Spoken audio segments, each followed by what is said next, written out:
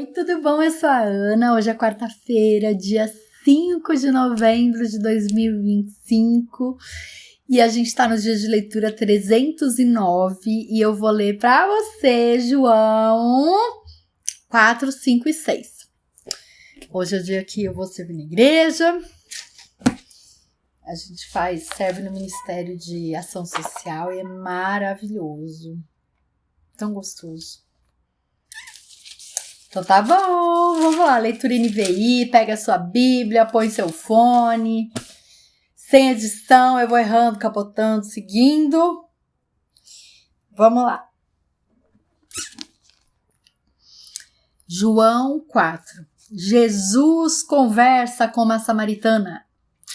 Os fariseus ouviram falar que Jesus estava fazendo e batizando mais discípulos do que João, embora não fosse Jesus quem batizasse, mas os seus discípulos. Quando o Senhor ficou sabendo disso, saiu da Judeia e voltou uma vez mais à Galileia. Era-lhe necessário passar por Samaria.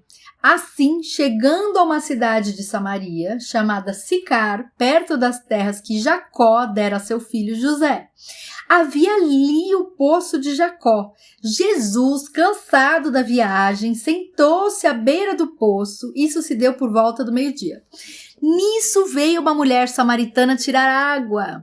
Disse-lhe Jesus: "Dê-me um pouco de água." Os seus discípulos tinham ido à cidade comprar comida. A mulher samaritana lhe perguntou: "Como o Senhor, sendo judeu, pede a mim, uma samaritana, água para beber?" Pois os judeus não se dão bem com os samaritanos. Jesus lhe respondeu: "Se você conhecesse o dom de Deus e quem lhe está pedindo água, você lhe teria pedido e lhe teria dado água viva." Disse a mulher: "O Senhor não tem com que tirar água?" Disse a mulher: "O Senhor não tem com que tirar a água e o poço é fundo. Onde pode conseguir essa água viva? Acaso o Senhor é maior do que o nosso pai Jacó, que nos deu o poço, do qual ele mesmo bebeu, bem como seus filhos e seu gado?" Jesus respondeu: "Quem beber desta água terá sede outra vez, mas quem beber da água que eu lhe der nunca mais terá sede. Ao contrário, a água que eu lhe der se tornará nele uma fonte de água a jorrar para a vida eterna." A mulher lhe disse: "Senhor, dê-me dessa água para que eu não tenha mais sede, nem precise voltar aqui para tirar água." Ele lhe disse: "Vá, chame o seu marido e volte." "Não tenho marido", respondeu ela. Disse-lhe Jesus: "Você falou corretamente dizendo que não tem marido. O fato é que você já teve 5, e o homem com quem agora vive não é seu marido. O que você acabou de dizer é verdade." Disse a mulher: "Senhor, vejo que é profeta. Nossos antepassados adoraram neste monte, mas vocês judeus dizem que Jerusalém é o lugar onde se deve adorar." Jesus declarou: "Creia em mim, mulher. Está próxima a hora em que vocês não adorarão o Pai, nem neste monte, nem em Jerusalém. Vocês, samaritanos, adoram o que não conhecem. Nós adoramos o que conhecemos, pois a salvação vem dos judeus. No entanto, está chegando a hora, e de fato já chegou, em que os verdadeiros adoradores adorarão o Pai em espírito e em verdade. São estes os adoradores que o Pai procura. Deus é espírito, e é necessário que os seus adoradores o adorem em espírito e em verdade." Disse a mulher: "Eu sei que o Messias, chamado Cristo, está para vir. Quando ele vier, explicará tudo para nós." Então Jesus declarou: "Eu sou o Messias. Eu que estou falando com você." Os discípulos voltam da cidade. Naquele momento, seus discípulos voltaram e ficaram surpresos ao encontrá-lo conversando com uma mulher. Mas ninguém perguntou: "Que queres saber?" ou "Por que está conversando com ela?" Então, deixando o seu cântaro, a mulher voltou à cidade e disse ao povo: "Venham ver um homem que me disse tudo o que eu tenho feito. Será que ele não é Cristo?" Então saíram da cidade e foram para onde ele estava. Enquanto isso, os discípulos insistiam com ele: "Mestre, come alguma coisa." Mas ele lhes disse: "Tenho algo para comer que vocês não conhecem." Então seus discípulos disseram uns aos outros: "Será que alguém lhe trouxe trouxe comida? Disse Jesus: a minha comida é fazer a vontade daquele que me enviou e concluir a sua obra. Vocês não dizem, daqui a 4 meses haverá colheita? Eu lhes digo, abram os olhos e vejam os campos. Eles estão maduros para a colheita. Aquele que colhe já recebe o seu salário e colhe fruto para a vida eterna, de forma que se alegram juntos os que semeia e o que colhe. Assim é verdadeiro ditado, um semeia, o outro colhe. Eu os enviarei para colherem o que vocês não cultivaram. Outros realizam o trabalho árduo e vocês vieram a usufruir do trabalho deles. Muitos samaritanos creem. Muitos samaritanos daquela cidade creram nele por causa do seguinte testemunho dado pela mulher. Ele me disse tudo o que tenho feito. Assim, quando se aproximaram dele, os samaritanos insistiram em que ficassem com eles e ele ficou 2 dias. E por causa da sua palavra, muitos outros creram e disseram à mulher: agora cremos não somente por causa do que você disse, pois nós mesmos o vimos e sabemos que este é realmente o Salvador do mundo. Jesus cura o filho de um oficial. Depois daqueles 2 dias, ele partiu para Galiléia. O próprio Jesus tinha afirmado que nenhum profeta tem honra em sua própria terra. Quando chegou a Galiléia, os galileus deram-lhe boas-vindas. Eles tinham visto tudo o que ele fizera em Jerusalém por ocasião da festa da Páscoa, pois também havia estado lá. Mais uma vez ele visitou Caná da Galiléia, onde tinha transformado água em vinho. E havia ali um oficial do rei cujo filho estava doente em Cafarnaum. Quando ele ouviu falar que Jesus tinha chegado a Galiléia, vindo da Judéia, procurou-o e suplicou-lhe que fosse curar seu filho que estava à beira da morte. Disse-lhe Jesus: se vocês não virem sinais e maravilhas, nunca crerão. O oficial do rei disse: Senhor, vem antes que meu filho morra. E Jesus respondeu: pode ir, o seu filho continuará vivo. O homem confiou na palavra de Jesus e partiu. Estando ele ainda a caminho, seus servos vieram ao seu encontro com notícias de que o menino estava vivo. Quando perguntou a que horas o seu filho tinha melhorado, eles lhe disseram: a febre o deixou ontem, à 1h da tarde. Então o pai constatou que aquela fora exatamente a hora em que Jesus lhe dissera: o seu filho continuará vivo. Assim creram ele e todos da sua casa. Este foi o segundo sinal milagroso que Jesus realizou depois que veio da Judéia para Galiléia. Agora João 5, a cura junto ao tanque de Betesda. Algum tempo depois, Jesus subiu a Jerusalém para uma festa dos judeus. Há em Jerusalém, perto da Porta das Ovelhas, um tanque que em aramaico é chamado Betesda, tendo 5 entradas em volta. Ali costumava ficar grande número de pessoas doentes e inválidas, cegos, mancos e paralíticos. Eles esperavam o movimento das águas. De vez em quando descia um anjo do Senhor e agitava as águas. O primeiro que entrasse no tanque depois de agitadas as águas era curado de qualquer doença que tivesse. Um dos que estavam ali era paralítico, fazia 38 anos. Quando o viu deitado e soube que ele vivia naquele estado durante tanto tempo, Jesus lhe perguntou: você quer ser curado? Disse o paralítico: Senhor, não tenho ninguém que me ajude a entrar no tanque quando a água é agitada. Enquanto estou tentando entrar, outro chega antes de mim. Então Jesus lhe disse: levante-se, pegue a sua maca e ande. Imediatamente o homem ficou curado, pegou a maca e começou a andar.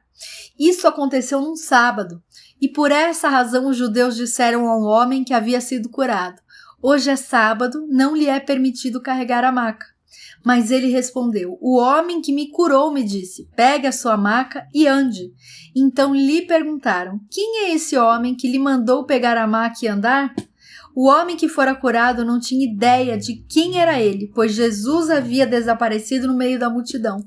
Mais tarde, Jesus o encontrou no templo e disse: olhe, você está curado, não volte a pecar, para que algo pior não lhe aconteça.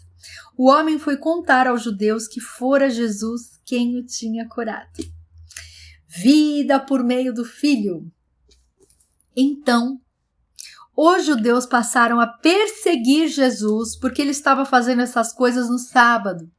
Disse-lhe Jesus: meu pai continua trabalhando até hoje e eu também estou trabalhando.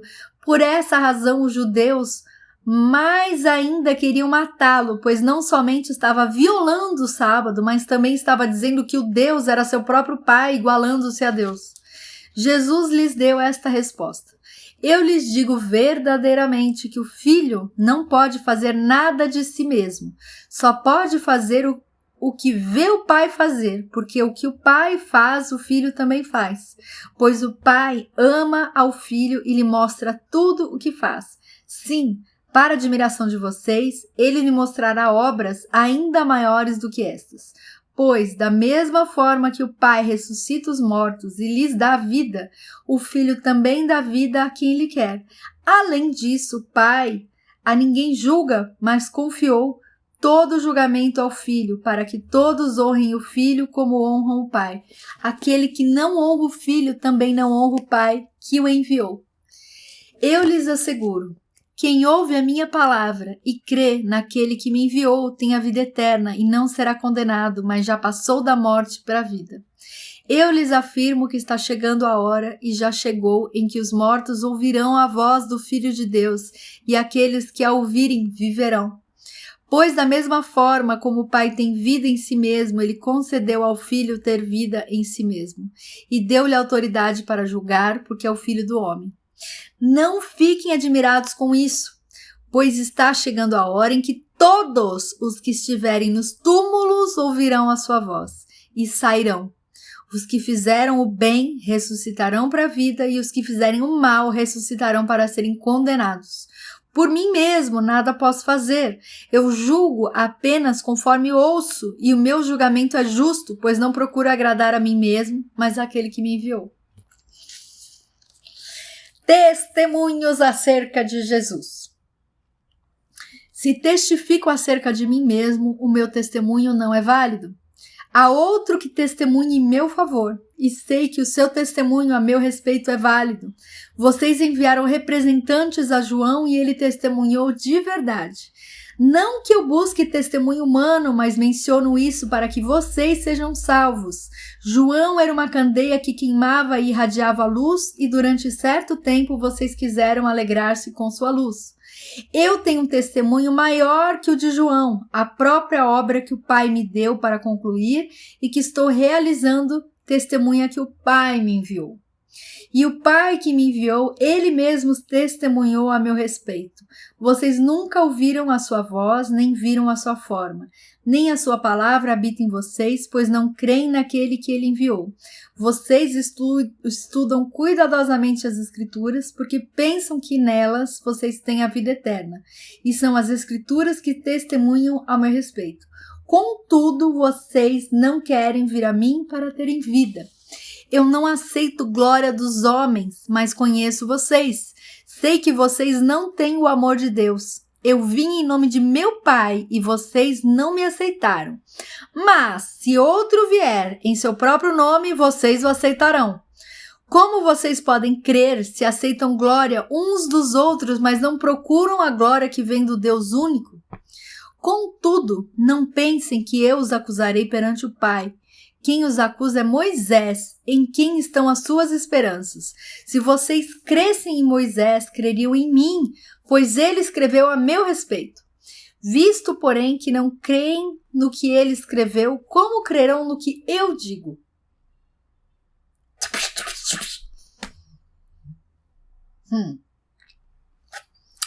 João 6. A primeira multiplicação dos pães.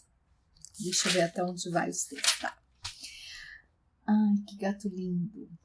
Algum tempo depois, Jesus partiu para outra margem do mar da Galileia, ou seja, do mar de Tiberíades, e a grande multidão continuava a segui-lo porque viram os sinais milagrosos que ele tinha realizado nos doentes. Então Jesus subiu ao monte e sentou-se com os seus discípulos. Estava próxima a festa judaica da Páscoa. E levantando os olhos e vendo uma grande multidão que se aproximava, Jesus disse a Filipe: Onde compraremos pão para esse povo comer? Fez essa pergunta apenas para pô-lo à prova, pois já tinha em mente o que ia fazer. Filipe lhe respondeu: 200 denários não comprariam pão suficiente para que cada um recebesse um pedaço. Outro discípulo, André, irmão de Simão Pedro, tomou a palavra. Aqui está um rapaz com 5 pães de cevada e 2 peixinhos, mas o que é isso para tanta gente? Disse Jesus: mandem o povo assentar-se. Havia muita grama naquele lugar e todos se assentaram. Eram cerca de 5.000 homens. Então Jesus tomou os pães, deu graças e o repartiu entre os que estavam assentados, tanto quanto queriam, e fez o mesmo com os peixes. Depois de todos receberam o suficiente para comer, disse aos seus discípulos: ajuntem os pedaços que sobraram, que nada seja desperdiçado. Então eles os ajuntaram e encheram 12 cestos com os pedaços dos 5 pães de cevada, deixados por aqueles que tinham comido. Depois de ver o sinal milagroso que Jesus tinha realizado, o povo começou a dizer: sem dúvida este é o profeta que devia vir ao mundo. Sabendo Jesus que pretendiam proclamá-lo rei à força, retirou-se novamente sozinho para o monte. Jesus anda sobre as águas. Ao anoitecer, seus discípulos desceram para o mar, entraram num barco e começaram a travessia para Cafarnaum. Já estava escuro e Jesus ainda não tinha ido até onde ele estava. Soprava um vento forte e as águas estavam agitadas. Depois de terem remado cerca de 5 ou 6 quilômetros, viram Jesus aproximando-se do barco, andando sobre o mar e ficaram aterrorizados. Mas ele lhes disse: sou eu, não tenham medo. Então resolveram recebê-lo no barco e logo chegaram à praia para a qual se dirigiam. No dia seguinte, a multidão que tinha ficado no outro lado do mar percebeu que apenas um barco estivera ali e que Jesus não havia entrado nele com os seus discípulos, mas que eles tinham partido sozinhos. Então alguns barcos de Tiberíades aproximaram-se do lugar onde o povo tinha comido pão após o Senhor ter dado graças. Quando a multidão percebeu que nem Jesus nem os discípulos estavam ali, entrou nos barcos e foi para Cafarnaum em busca de Jesus. Jesus, o pão da vida. Quando o encontraram do outro lado do mar, perguntaram-lhe: mestre, quando chegaste aqui? Jesus respondeu: a verdade é que vocês estão me procurando, não porque viram os sinais milagrosos, mas porque comeram os pães e ficaram satisfeitos. Não trabalhem pela comida que se estraga, mas pela comida que permanece para a vida eterna, a qual o Filho do Homem lhes dará. Deus, o Pai, nele colocou o seu selo de aprovação.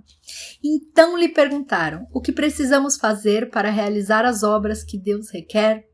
Jesus respondeu: a obra de Deus é esta: crer naquele que ele enviou. Então lhe perguntaram: que sinal milagroso mostrarás para que o vejamos e creiamos em ti? Que farás? Os seus antepassados comeram o maná no deserto. Como está escrito: ele lhes deu a comer pão dos céus. Declarou-lhes Jesus: digo-lhes a verdade. Não foi Moisés quem lhes deu o pão do céu, mas é meu Pai quem lhes dá o verdadeiro pão do céu. Pois o pão de Deus é aquele que desceu do céu e dá vida ao mundo. Disseram eles: Senhor, dá-nos sempre desse pão. Então Jesus declarou: eu sou o pão da vida. Aquele que vem a mim nunca terá fome. Aquele que crê em mim nunca terá sede. Mas, como eu lhes disse, vocês me viram, mas ainda não creem. Todo aquele que o Pai me der virá a mim, e quem vier a mim eu jamais rejeitarei. Pois desci dos céus não para fazer a minha vontade, mas para fazer a vontade daquele que me enviou. E esta é a vontade daquele que me enviou, que eu não perca nenhum dos que ele me deu, mas os ressuscite no último dia. Porque a vontade de meu Pai é que todo aquele que olhar para o Filho e nele crer tenham a vida eterna, e eu ressuscitarei no último dia. Com isso, os judeus começaram a criticar Jesus porque dissera: eu sou o pão que desceu do céu. E diziam: este não é Jesus, o filho de José? Não conhecemos seu pai e sua mãe? Como ele pode dizer desci do céu? Respondeu Jesus: parem de me criticar. Ninguém pode vir a mim senão o Pai que me enviou não o atrair. E eu o ressuscitarei no último dia. Está escrito nos profetas: todos serão ensinados por Deus. Todos os que ouvem o Pai e dele aprendem, vêm a mim. Ninguém viu o Pai a não ser aquele que vem de Deus. Somente ele viu o Pai. Asseguro-lhes que aquele que crê tem a vida eterna. Eu sou o pão da vida. Os seus antepassados comeram o maná no deserto, mas morreram. Todavia, aqui está o pão que desce do céu, para que não morra quem dele comer. Eu sou o pão vivo que desceu do céu. Se alguém comer deste pão, viverá para sempre. Este pão é a minha carne, que eu darei pela vida do mundo. Então os judeus começaram a discutir exaltadamente entre si. Como pode este homem nos oferecer a sua carne para comermos? Jesus lhes disse: eu lhes digo a verdade. Se vocês não comerem a carne do Filho do Homem e não beberem o seu sangue, não terão vida em si mesmos. Todo aquele que come a minha carne e bebe o meu sangue tem a vida eterna, e eu o ressuscitarei no último dia. Pois a minha carne é verdadeira comida, e o meu sangue é verdadeira bebida. Todo aquele que come a minha carne e bebe o meu sangue permanece em mim e eu nele. Da mesma forma como o Pai que vive me enviou e eu vivo por causa do Pai, assim aquele que se alimenta de mim viverá por minha causa. Este é o pão que desceu dos céus. Os antepassados de vocês comeram o maná e morreram, mas aquele que se alimenta deste pão viverá para sempre. Ele disse isso quando ensinava na sinagoga de Cafarnaum. Muitos discípulos abandonam Jesus. Ao ouvirem isso, muitos dos seus discípulos disseram: dura é essa palavra, quem pode suportá-la? Sabendo em seu íntimo que os seus discípulos estavam se queixando do que ouviram, Jesus lhes disse: isso os escandaliza? Que acontecerá se vocês virem o Filho do Homem subir para onde estava antes? O Espírito dá vida, a carne não produz nada que se aproveite. As palavras que eu lhes disse são espírito e vida. Contudo, há alguns de vocês que não creem, pois Jesus sabia que desde o princípio quais deles não criam e quem o iria trair. E prosseguiu: é por isso que eu lhes disse que ninguém pode vir a mim, a não ser que isto lhes seja dado pelo Pai. Daquela hora em diante, muitos dos seus discípulos voltaram atrás e deixaram de segui-lo. Jesus perguntou aos 12: vocês também não querem ir? Simão Pedro lhe respondeu: Senhor, para que iremos? Tu tens as palavras de vida eterna. Nós cremos e sabemos que és o Santo de Deus. Então Jesus respondeu: não fui eu que os escolhi, os 12? Todavia um de vocês é um diabo. Ele se referia a Judas, filho de Simão Iscariotes, que, embora fosse um dos 12, mais tarde haveria de trair. Ai, que coisa linda, gente! Então tá. Então amanhã, quinta-feira, a gente continua com o João. Um beijo, muito obrigada pelo carinho. Deixa um comentário, curte, compartilha, se inscreve no canal. E até o próximo vídeo. Fica com Deus.